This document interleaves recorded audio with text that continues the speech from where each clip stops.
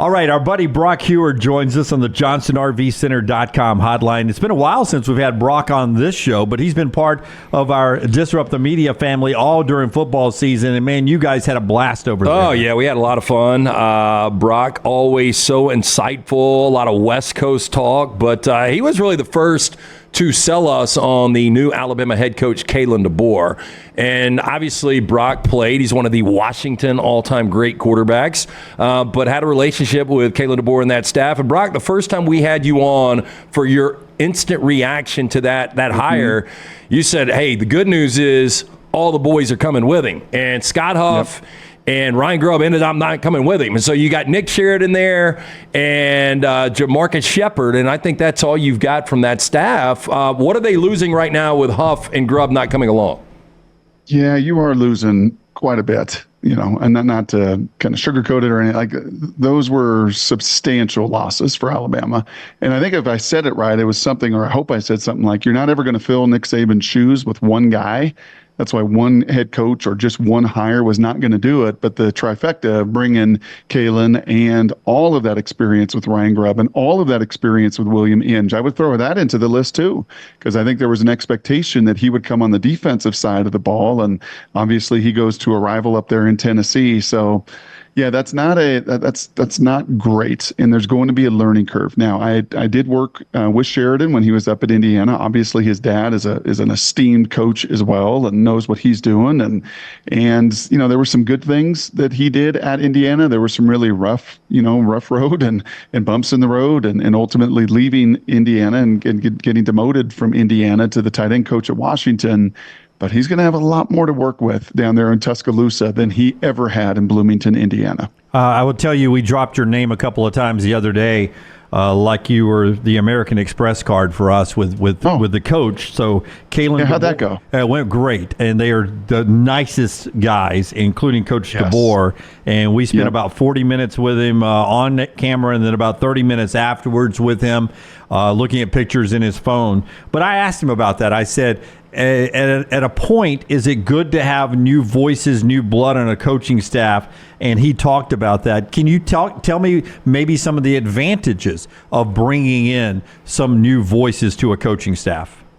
Yeah, I think that may, I would challenge that just a little bit. And you're absolutely right. I mean, I told you guys this. Kalen is as genuine and as humble and is about everybody else. And I think one of the great things he did at Washington over those 2 years where there had been some turmoil, that many of those players had committed to Chris Peterson, and then he left, and then the whole Jimmy Lake debacle for 2 years, and he gets fired. And Kalen did, I think his greatest strength was turning that team over to the locker room, and to the veterans and the grown men in that locker room.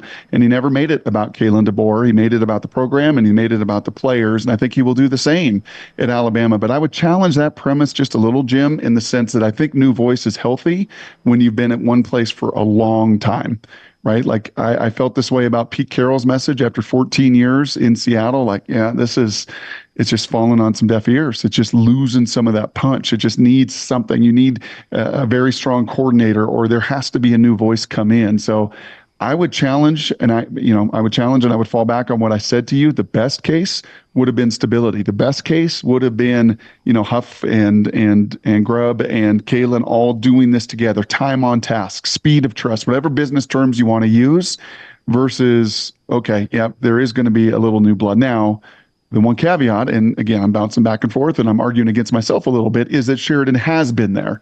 He's not a newbie. He's not new to the language. He's not new to the system. He had been there cultivating a tight end room that turned into, a couple NFL guys, and one that ran the fastest 40 in the history of any tight end in Devin Culp in Indianapolis last weekend.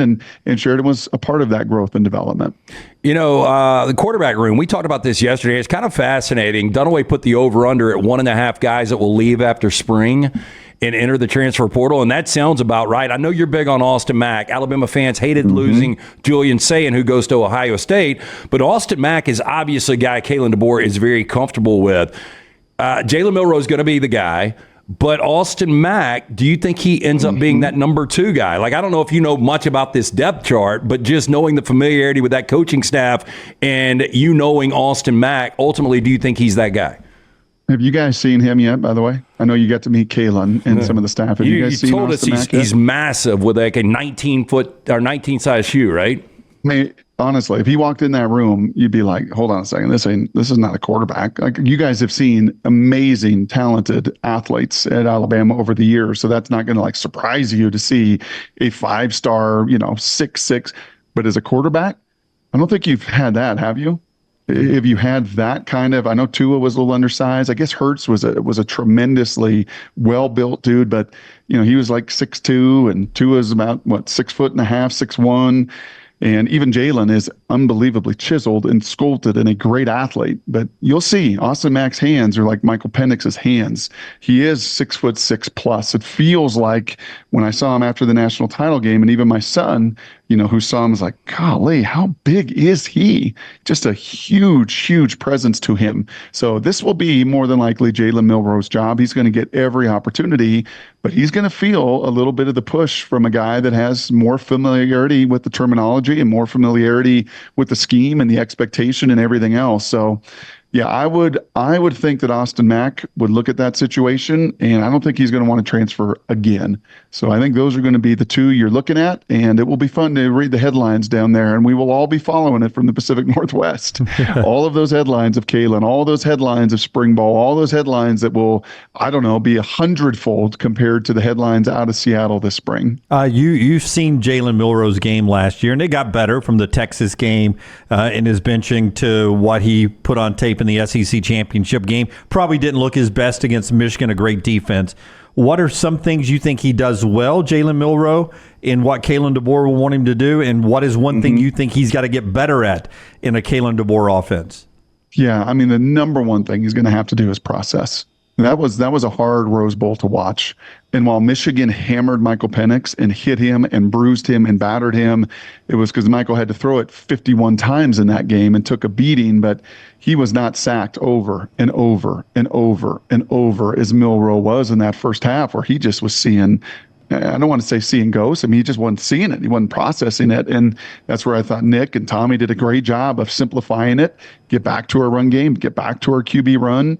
I mean, he's going to bring some physical attributes there that are just different, that are just so unbelievably unique.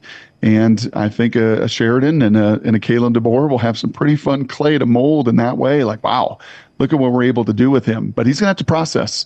This is a system that lines up in one look. It shifts to another look. There's box counts. There's checks.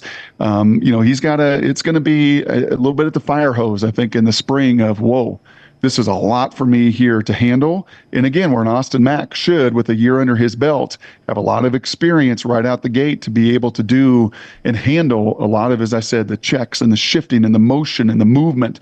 The Huskies were 5th in America, top 5 in America in pre-snap movement, pre-snap action. And that's not just like window dressing. That is showing you one thing, that's getting to another. It's why the Seahawks and Mike McDonald in particular wanted this scheme, because it's diverse, because it creates matchups, because it's hard to contend with. But you need a QB that can handle all of that. And the background that Penix had in Indiana absolutely helped him hit the ground running in Seattle. And Jalen's going to have a challenge in that way. He's going to have to grow in that way. And if he does, you're talking about a first-round quarterback next year. Hey, no surprise Caleb Williams didn't throw in Indianapolis, but he opted out of the medical exams. That was a little surprising. You're a guy that has watched him a ton in Pac-12 football.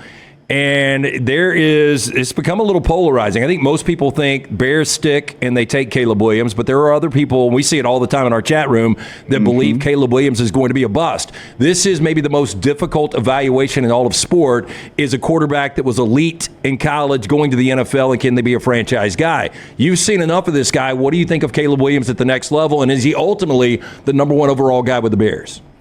Yeah, I think 2 years ago, if I was on your show after his first year at SC, I would say he's the number one pick. After he wins the Heisman, go, book it, done. And, just everything, the way he handled all of it, all the pressure, all the expectation. He showered his teammates with generosity and everything. This last year leaves me a little questioning. More money, more attention, more fame. He didn't play as well. I thought there were many games that, he just didn't distribute. He didn't facilitate the way that he did the year before. That's not uncommon. It's kind of like pitchers in baseball that can have an up year and a down year. But as you dig into the why of it, and that's what Chicago and Washington and the rest of them are doing. And, if I'm a betting man, Lance, and we're doing our show every week, I'm betting that Chicago has to make this move, that they don't have equity. They don't have the benefit of the doubt. Who was their last great quarterback? Sid Luckman. Yes. Yeah, radio silence. Yep. Yep, exactly. So they're going to, I'm sure, feel the pressure that we can't not draft this guy, and they're gonna make that move. But that's a hard market, man. Buckle up, Caleb. This is not LA where, it was a little hard and it was a little difficult and you didn't meet expectations, but the Rams were really good. And then there's Lakers and then there's the Dodgers. And no, man, I got friends in Chicago, as I'm sure you guys do. It is every second of every minute of every hour on every radio show right now, this conversation. And he's going to be walking into that kind of void and expecting the savior to come in and do it. And that is a difficult place, as we have seen over the years. To your point, Lance, a lot of busts in projecting that position more than any other. Do you think Michael Penix Jr. has success at the next level? Do you like his game in the NFL? All about the fit, Jim. It's all about the fit. Yeah. Yep. He will. And I think so many of these guys through the years, because that's part of it. It's not just them. They're not just on the mound throwing 98. It's not just their own command. They have to have people on the other end receiving it. They have to have people in front of them blocking for him. It's going to be, if he goes to the right place, and an intriguing one for me in the Denver market is a Sean Payton. Whose offense is voluminous, whose play calling is very detailed, who is very demanding of that position. And because of Penix's training, because of 6 years, because that he's 24 years old and he can sling a football, and as well as he did it in Seattle through the wind and the rain, as beautiful as it was in the Dome in Indy, up at Mile High, he might throw that thing 90 yards. And that's not an exaggeration. He's got that kind of talent. So I would keep a little eye on the old Denver Broncos, because I think system-wise that would be a pretty good fit. I'm going to assume you doing mornings this morning in Seattle, and you doing it very interesting from your backyard in Denver, that the topic was Russell Wilson. And we were talking, we had a buddy on earlier, and he's like, he might have played his way out of the Hall of Fame. I don't think he's there yet. But $85 million in dead money, it's so weird, because there was a 5-game stretch this year where he won 5 consecutive games and played at a Russell Wilson-like level. Obviously, it didn't work out. There was something between him and Sean Payton. How ugly is this divorce, and ultimately, how handcuffed is Denver? Yeah, it's really ugly. And, we had, to your point, we had an afternoon host come on our show this morning, and he just started to rattle off, and you're like, oh my gosh, that is right.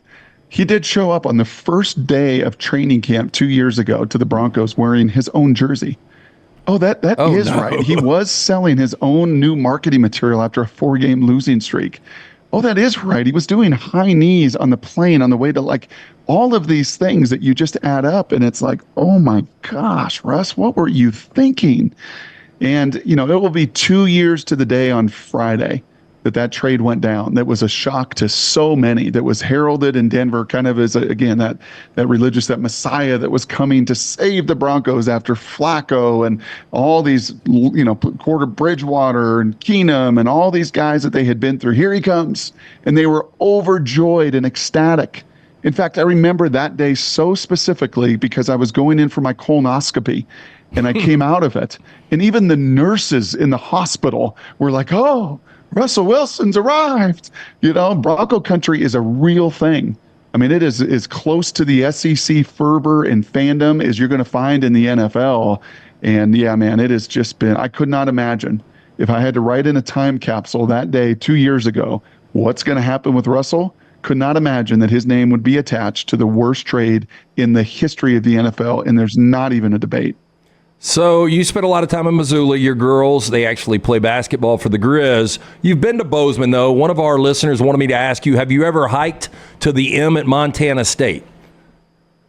I hike it to the M in Missoula. Okay, let's be very clear. The M is in Missoula. Okay, I don't know if there's a B in a mountaintop in Bozeman. I don't know. But I have hiked that sucker. I've tried to run that sucker. I've been huffing and puffing up that hill, and it is big sky country.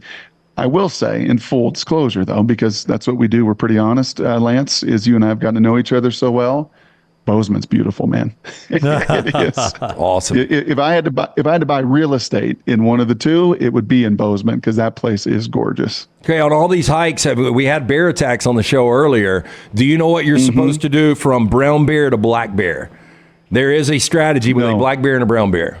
Rockstar, can you tell him what the and go on and include the polar? Here we go.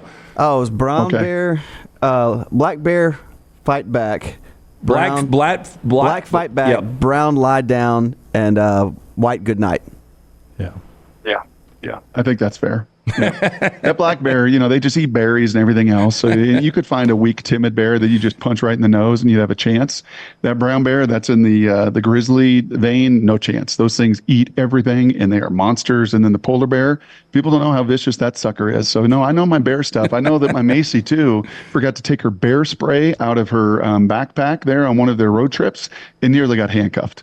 Like went through security and it was like the biggest deal ever. Like just can't bring bear spray. So don't ever do that if you do travel to Montana. You think anybody's ever robbed a bank in Montana with bear spray? Ooh, good question. Maybe. Yeah, I'm on the Google Probably. now. Yeah. Those polar bears look very nice when they're drinking Cokes. Yeah, but they're not. Yeah, they're not. Apex. Pretty nasty. Yeah, pretty nice. Brock Huard, man, thank you so much for your time. JohnsonRVCenter.com hotline. We're back in a moment right here on TNR.